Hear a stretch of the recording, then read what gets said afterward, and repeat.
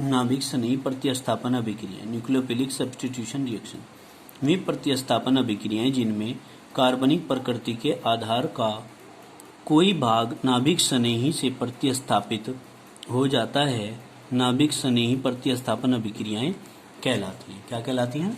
नाभिक स्नेही प्रतिस्थापन अभिक्रियाएं कहलाती हैं। उदाहरण में देखो, एल्किल हैलाइडों की प्रतिस्थापन अभिक्रियाएं नाभिक स्नेही प्रतिस्थापन के प्रारूपिक उदाहरण हैं। Rx plus NU is equal to RNU X निगेटिव। क्या कहेंगे? इन अभिक्रियाओं को इनगोल्ड ने SN से प्रदर्शित किया। किससे? SN, यानी कि सब्स्टिट्यूशन S मीन्स होता है और N मीन्स होता है न्यूक्लियोफिलिक, यानी कि न्यूक्लियोफिलिक सब्स्टिट्यूशन।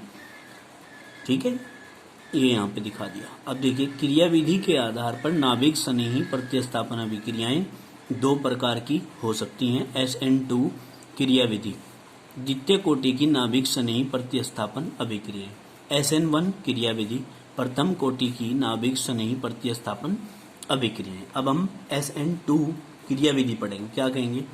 इस क्रियाविधि से होने वाली नाभिक स्नेही प्रतिस्थापन अभिक्रिया की गति निर्धारित करने वाले पद की कोटि 2 होती है।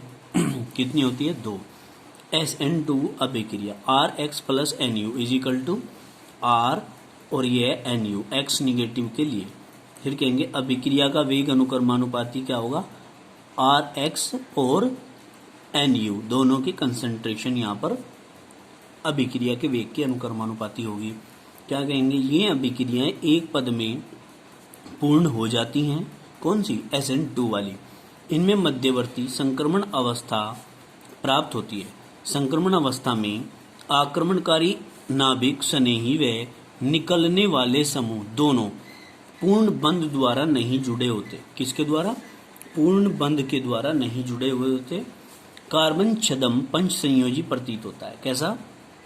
छदम पंच संयोजी प्रतीत होता है। इस क्रियाविधि को निम्न प्रकार से प्रदर्शित किया जा सकता है। क्या? Rx प्लस NU क्या करेंगे? मंद अभिक्रिया होगी। ये कैसी? मंद अभिक्रिया। तो हम क्या करेंगे? ये न्यूक्लियोफाइल बैक साइड से जाके अटैक करेगा, तो क्या हो जाएगा? न्यूक्लियोफाइल जैसे जैसे ये अटैक करेगा वैसे वैसे ये वाला बॉन्ड कमजोर होता चला जाएगा। तो न्यूक्लियोफाइल अटैक करता है बैक साइड से।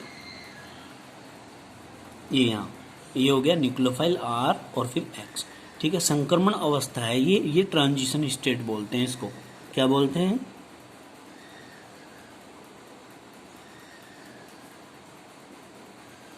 Transition state. इसको हम तीव्र अभिक्रिया करेंगे। X निगेटिव अलग निकल जाएगा, X निगेटिव अलग निकल जाएगा, न्यूक्लियोफाइल और R रह जाएगा, X निगेटिव अलग निकल जाएगा। अर्थात इन अभिक्रियाओं में आक्रमणकारी समूह का जुड़ना व निकलने वाले नाभिक स्नेही का निराकरण साथ साथ होता है। जो निकलने वाला होता है नाभिक स्नेही, ठीक है जी, उसका निराकरण साथ साथ होता है। यानी कि आक्रमणकारी अभिकर्मक जाके जैसे ही अटैक करेगा तुरंत यहाँ से दूसरा न्यूक्लियोफाइल निकलना शुरू हो जाएगा। दोनों रिएक्शन साथ साथ होती हैं। इन अभिक्रियाओं में आक्रमणकारी नाभिक स्नेही सदैव पीछे की ओर से आक्रमण करता है। ठीक है जी। अब हम आगे देखते हैं SN1 क्रियाविधि। देखिए आप लोग ये भी पढ़ लीजिए। SN2 अभिक्रिया में आधार का संरूपण उलट जाता है तथा यह क्रिया वाल्डन प्रतिलोमन कहलाती है। क्या कहलाती है? वाल्डन प्रतिलोमन कहलाती है। SN1 क्रियाविधि क्या कहेंगे? इस क्रियाविधि से होने वाली अभिक्रिया में गति निर्धारित करने वाले पद की कोटि 1 होती है। इन अभिक्रियाओं में अभिक्रिया का वेग केवल आधार अणु की सांद्रता पर निर्भर करता है। जो अभिक्रिया का वेग होता है, ठीक है, जो अभिक्रिया का वेग होता है ना, वो केवल आधार अणु की सांद्रता पर निर्भर करता है। आक्रमणकारी नाभिक स्नेही की सांद्रता का अभिक्रिया के वेग पर कोई प्रभाव नहीं होता। जो आक्रमणकारी नाभिक स्नेही की सांद्रता होती है उसका अभिक्रिया के वेग पर कोई प्रभाव नहीं पड़ता है। ठीक है, अभिक्रिया Rx प्लस NU, ठीक है ना। तो न्यूक्लियोफाइल क्या होता है यहाँ पे? अटैक करेगा ना तो क्या होगा, ये मंद अभिक्रिया होगी, यानी कि स्लो स्टेप रिएक्शन भी हम इसको बोलते हैं। ठीक है, यहां से क्या होगा, R और X दोनों अलग अलग हो जाएंगे। ठीक है, फिर क्या होगा, पहले ये टूटेंगे, इनका बॉन्ड टूटेगा, क्या होगा, ये जो इलेक्ट्रॉन है ये किसके ऊपर चले जाएंगे, ये X के ऊपर चले जाएंगे, सॉरी, यहां से इलेक्ट्रॉन ये जाएंगे X के ऊपर, X के ऊपर माइनस चार्ज, R के ऊपर पॉजिटिव चार्ज। फिर पॉजिटिव और न्यूक्लियोफाइल यहाँ पर निगेटिवली चार्ज होता है, nucleophile negatively charge, R positively charge, ये इसके साथ में अटैच हो जाता है और X निगेटिव अलग निकल जाता है। तो अभिक्रिया का जो वेग होता है, अभिक्रिया का वेग केवल एक अभिकारक अणु की सांद्रता पर निर्भर करता है, Rx की।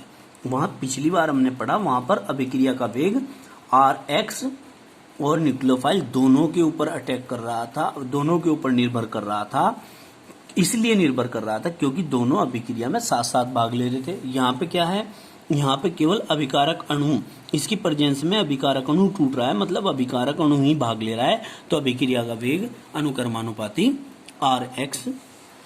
ठीक है, अब आप देखिए यह अभिक्रिया दो पदों में पूर्ण होती है तथा इसमें अभिक्रिया मध्यवर्ती कार्बोधनायन होता है। क्या होता है, अभिक्रिया मध्यवर्ती कार्बोधनायन होता है। प्रथम पद देखिए क्या है, इस पद में निकलने वाला नाभिक स्नेही अपने इलेक्ट्रॉन बंद युग्म के साथ निकल जाता है।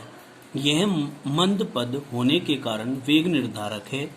इस पद के उत्पाद अस्थायी मध्यवर्ती कार्बोधनायन है। क्या है, इस पद के उत्पाद अस्थायी मध्यवर्ती कार्बोधनायन है। कोई दिक्कत तो नहीं है।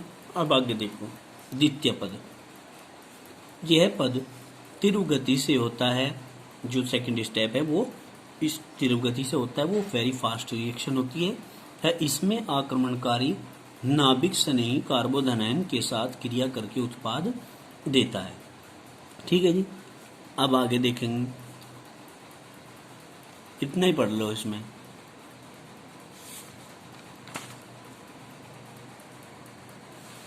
अब ये देखिए इलेक्ट्रॉन स्नेही प्रतिस्थापन अभिक्रिया देखते हैं हम। इलेक्ट्रॉन स्नेही प्रतिस्थापन अभिक्रिया क्या होती है भाई, जिसमें प्रतिस्थापन इलेक्ट्रॉन स्नेही करेंगे वो इलेक्ट्रॉन स्नेही प्रतिस्थापन अभिक्रिया। ये अभिक्रियाएं एरोमेटिक हाइड्रोकार्बनों की लाक्षणिक प्रतिस्थापन अभिक्रियाएं हैं, जिनकी क्रियाविधि का विस्तृत विवरण एरोमेटिक हाइड्रोकार्बनों में दिया गया है। किसमें, एरोमेटिक हाइड्रोकार्बनों में दिया गया है।